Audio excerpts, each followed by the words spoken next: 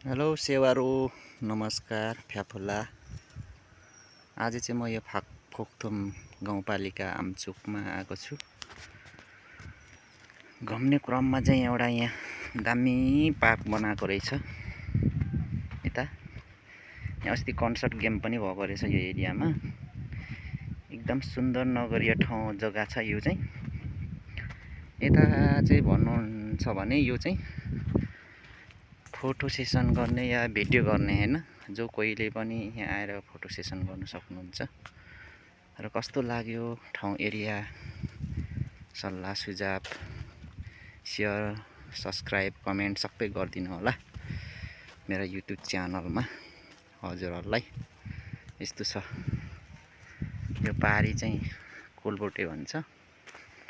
पारी यता गयो भने तपाईको इलाम मङ्गलबारे भन्छ उता।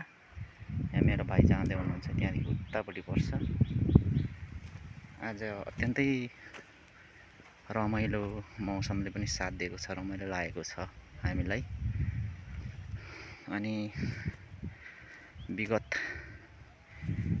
15-20 वर्ष अगाडि यो ठाउँमा आएको थिएँ।